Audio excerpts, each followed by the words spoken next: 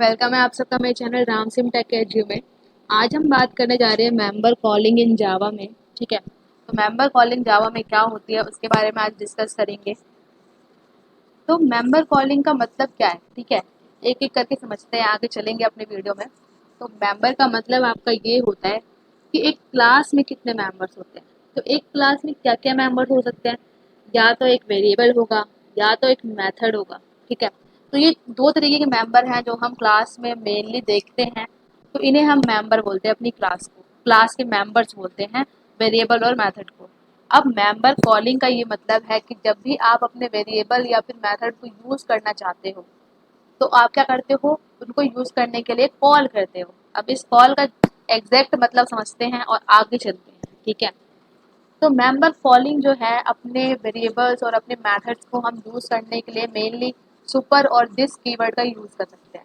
ठीक है, super keyword और दिस कीवर्ड का यूज करते हैं हम अपने मेंबर्स को कॉल करने के लिए। अब ये जो सुपर और दिस है, ठीक है, तो सुपर और दिस का मेनली यूज करते हैं जब भी हम इनहेरिटेंस यूज करते हैं। ठीक है, तो सुपर हम तब यूज करेंगे, सुपर हम यूज करेंगे अपने पेरेंट क्लास के मेथड और वेरिएबल को कॉल करने के लिए।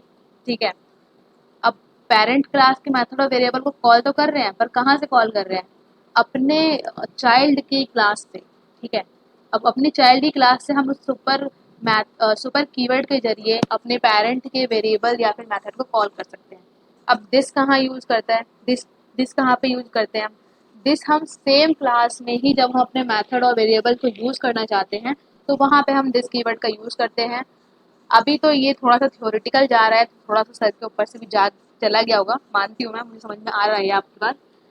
लेकिन जब हम इसे प्रैक्टिकली इम्प्लीमेंट करेंगे तो ये बहुत ही क्रिस्टल क्लियर हो जाएगा, कुछ ज़्यादा डिफ़िकल्ट नहीं है, इसलिए ज़्यादा पैनिक नहीं होना है आपको। ठीक है?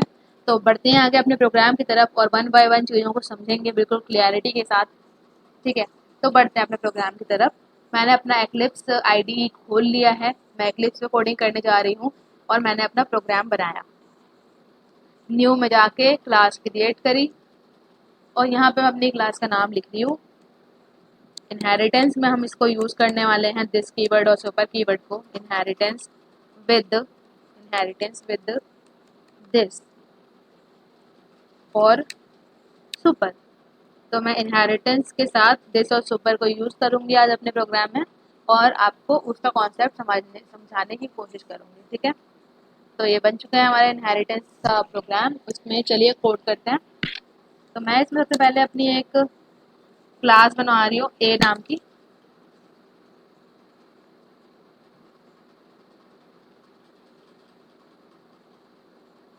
ठीक है, मैं इसमें ए नाम की क्लास नहीं बना रही हूँ, मैं इसमें पी नाम की क्लास बना रही हूँ। ठीक है, लेट से पी नाम की क्लास बना रही हूँ मैं और मैंने इसमें इंट एक्स इक्वल टू 10 डाल दिया और एक मेथड बना रही हूँ इसमें void प्रिंट सिस्टम।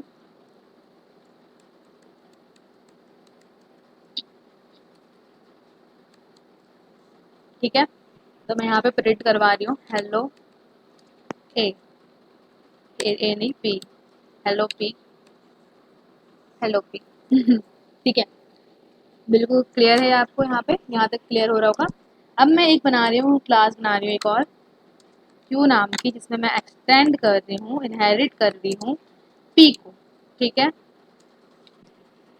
और मैंने यहाँ पे एक वेरिएबल बनाया int y equal to 20, int x equal to 40 और एक मेथड बना रही हूँ मैं यहाँ पे।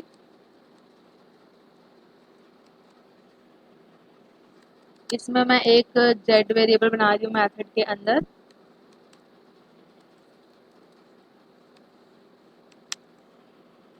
और एक एक्स वेरिएबल बना रही हूँ और कुछ प्रिंट करवा रही हूँ।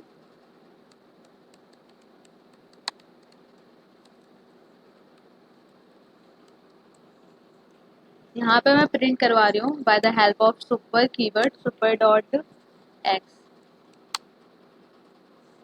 अभी हम समझेंगे कि हमारा यहाँ पे सुपर यूज करने का क्या मतलब है। ठीक है, तो ज़्यादा पैनिक होने की ज़रूरत नहीं है आपको।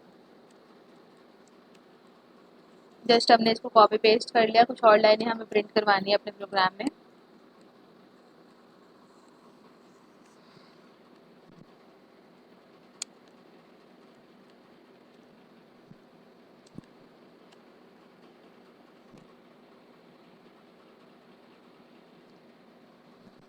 यहाँ पे मैं सिर्फ एक्स प्रिंट करवा रही हूँ, यहाँ पे मैं वाई प्रिंट करवा रही हूँ, एक्स वाई और ये जेड, ठीक है। और इसके बाद मैं यहाँ पे प्रिंट कॉल कर रही हूँ और उसके बाद सुपर डॉट प्रिंट,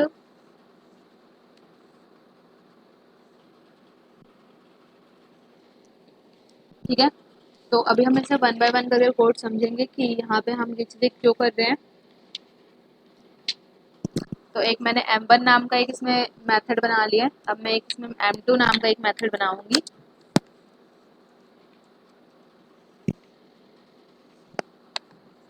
और उसमें मैं xyz प्रिंट करवाऊंगी, ठीक है। इसके बाद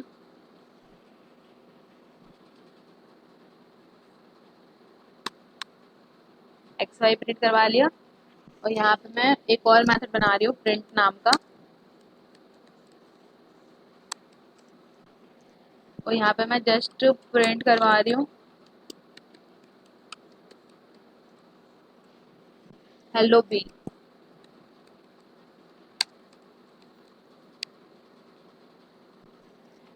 तो यहाँ तक हमने कोड कर लिया है। अब हम अपने मेन मेथड में कोड करेंगे। यहाँ पे मैं एक ऑब्जेक्ट बना रही हूँ बी क्लास का,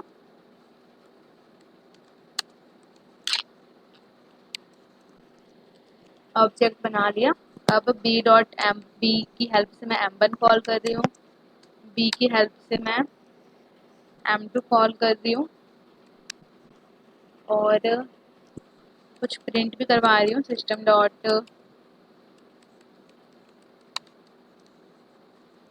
प्रिंट करवा रही हूँ मैं b dot super dot x, ठीक है।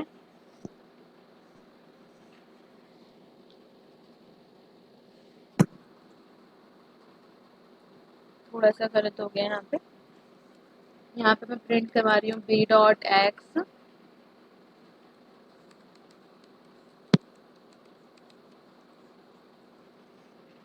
और बी डॉट वाई।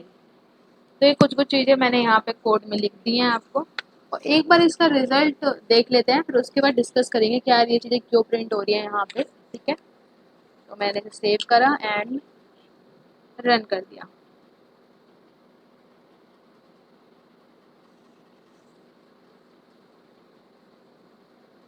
तो हमारा रिजल्ट आ चुका है।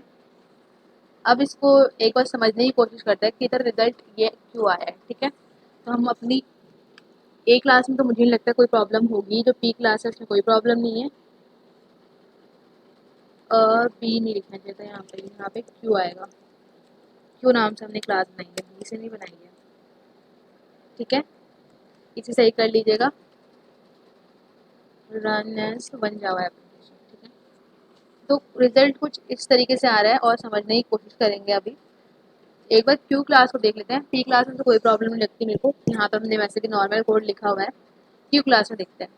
तो सिंपल है यार, वाई एक्स बनाया, वेरिएबल बना लिए, और m1 मेथड में देखते हैं कि यहाँ पे क्या प्रॉब्लम आ रही है, ठीक है। तो अब हमने यहाँ पे मैं जो प्रिंट करवा रही हूँ सुपर डॉट एक्स का, यहाँ पे ये मतलब है आपका कि सुपर, जब भी आपको इतना पता होना चाहिए कि जब भी आप सुपर कीवर्ड का यूज़ करोगे तो आप वहाँ पे क्या कर रहे हो, रेफर कर रहे हो पेरेंट क्लास।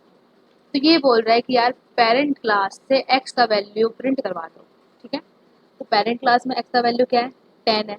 तो यहाँ पे जो प्रिंट होगा वो 10 प्रिंट होगा, ठीक है।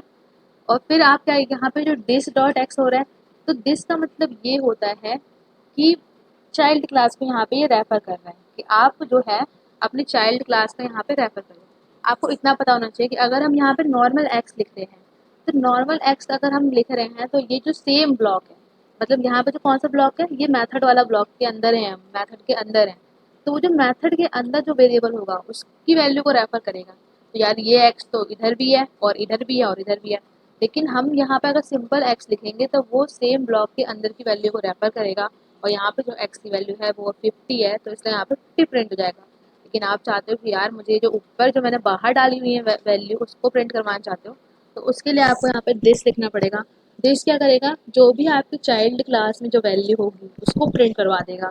तो ये जो दिस होगा वो 40 प्रिंट करवा देगा एक्स की यहाँ पे वैल्यू, ठीक है। तो ये समझ में आया होगा आपको, आई होप कि, है ना। अब वाई वैल्यू प्रिंट करवाएंगे तो यार अंदर तो वाई है नहीं, तो यहाँ की तो कोई वैल्यू आने वाली नहीं है, तो बाहर ढूंढेगा। तो वाई तो बाहर 20 है, तो 20 आ जाएगा आपका। अब जेड प्रिंट करवाएंगे तो जेड तो अंदर है हमारे पास, तो 30 ये प्रिंट कर देगा। अब अगर यहाँ से हम प्रिंट को चलवाएंगे तो अब देखो इसके अंदर तो कोई प्रिंट नहीं है, बाहर ढूंढेगा इसके, तो बाहर तो ये वाला प्रिंट है, तो ये चल जाएगा हेलो बी, ठीक है। अगर हमने यहीं पर सुपर डॉट प्रिंट करके चलाया था तो ये जाता पेरेंट क्लास के पास, और पेरेंट क्लास ये है हमारी, और उसके प्रिंट को चला देगा सुपर डॉट प्रिंट। तो यार ये हम दिस और सुपर का तभी यूज करते हैं कि जब आपके जो वेरिएबल्स हैं उनके नेम सेम सेम हो रहे हैं। आपके जो चाइल्ड में जो वेरिएबल है और आपके जो क्लास में वेरिएबल है उसका नाम सेम है, तो आप चाहते हो यार मुझे चाइल्ड का चलाना है या फिर पेरेंट का चलाना है, तो वहाँ पे आप दिस और सुपर कीवर्ड का यूज करिए, और जो भी आपका रिक्वायर्ड आप चाहते हो रिजल्ट वो आपको मिलेगा, ठीक है। तो आई होप कि ये कुछ क्लियर हो रहा होगा आपको। लेकिन अभी इसका फ्लो को समझते हैं। मेन कोड में जो हमने मेन कर रखा है मेथड, जो कोड करा है मेथड, उसको देख लेते हैं मेन में क्या कोडिंग करी है हमने। तो हमने यहाँ पे पहले क्या करा, क्यू क्लास का ऑब्जेक्ट बनाया बी, और बी से हम एम वन को कॉल कर रहे हैं। तो अब एम वन बी में कहाँ है, बी में एम वन यहाँ है। और ये जब चलेगा तो यहाँ पे सबसे पहले सुपर डॉट एक्स मतलब कि पेरेंट का एक्स प्रिंट होगा, और पेरेंट का एक्स है 10, तो यहाँ पे सबसे पहले आपको 10 मिल रहा है, ठीक है। तो आई होप कि समझ में आया होगा आपको क्यों मिल रहा है यहाँ पे 10। उसके बाद दिस डॉट एक्स है, तो मतलब चाइल्ड का एक्स चलेगा, और चाइल्ड का एक्स है 40, तो इसलिए यहाँ पे 40 आया है। उसके बाद नॉर्मल एक्स लिखा हुआ था सिंपल, सिंपल एक्स में वो अपने ही ब्लॉक में ढूंढेगा, और अपने ब्लॉक में उसे एक्स मिला 50, तो इसलिए उसने यहाँ पे 50 प्रिंट करा है, ठीक है। उसके बाद वाई, तो वाई को वो ढूंढेगा अपने ब्लॉक में, उसे नहीं मिला अपने ब्लॉक में वाई, तो उसने बाहर ढूंढा तो बाहर उसे वाई मिला 20, तो इसलिए यहाँ पे 20 प्रिंट हुआ है। उसके बाद जेड आया है, अब जेड अंदर है हमारे ब्लॉक के अंदर, तो उसकी वैल्यू थी 30, तो इसलिए यहाँ पे 30 प्रिंट हुई है। उसके बाद प्रिंट चला, तो प्रिंट उसने अंदर थोड़ा उसे नहीं मिला, उसके बाहर वो गया तो यहाँ पे प्रिंट है, तो इसलिए उसने प्रिंट कर दिया हेलो बी, तो हेलो बी आ गया। अब ये जो सुपर डॉट प्रिंट है वो क्या करेगा, अपने पेरेंट में जाएगा और पेरेंट में प्रिंट ढूंढेगा, तो पेरेंट में प्रिंट मिला उसे, तो वहाँ पे हेलो पी लिखा हुआ है, तो इसलिए हेलो पी प्रिंट हो गया, ठीक है। तो आई होप कि ये वाली लाइन तो समझ में आ गई हमें। बी डॉट एम वन चलेगा तो क्या होगा, अब जब उसने बी डॉट एम टू लिखा तो बी डॉट एम टू में क्या होगा, एक्स और वाई प्रिंट होंगे। लेकिन अब इसके सेम ब्लॉक में तो एक्स वाई की वैल्यू नहीं है, तो इसलिए वो बाहर ढूंढेगा, और बाहर उसे एक्स वाई की वैल्यू ये मिल जाएगी 20 और 40 वाली, तो इसलिए 40 20 यहाँ पे प्रिंट हो गया। उसके बाद हमने क्या करा है, बी डॉट एक्स, बी की एक्स की वैल्यू प्रिंट करवाई है, तो बी में एक्स की वैल्यू क्या है 40, तो इसलिए यहाँ पे 40 प्रिंट हुआ है, 40 प्रिंट हुआ है, ठीक है। उसके बाद हमने बी की वाई की वैल्यू प्रिंट करवाई है, तो चाइल्ड में वाई की वैल्यू क्या है 20 है, तो इसलिए 20 प्रिंट हुआ है। तो आई होप कि ये चीज़ आपको समझ में आई होगी, और कहीं पे भी आपको इसमें मतलब कोई भी लाइन या फिर कोई भी पॉइंट समझ में नहीं आता है तो आप उसे कमेंट सेक्शन में डाल सकते हो, और एज सुन एज पॉसिबल मैं रिप्लाई करूँगी। तो आई होप कि आज की वीडियो आपके लिए हेल्पफुल रही होगी। या ये जो दिस और सुपर का जो कॉन्सेप्ट है काफ़ी इम्पॉर्टेंट है, काफ़ी बार इसमें ऐसे क्वेश्चन आते हैं, पुटअप होते हैं क्वेश्चन, तो इसलिए आपको दिस और सुपर के बारे में पता होना बहुत ज़रूरी है, ठीक है।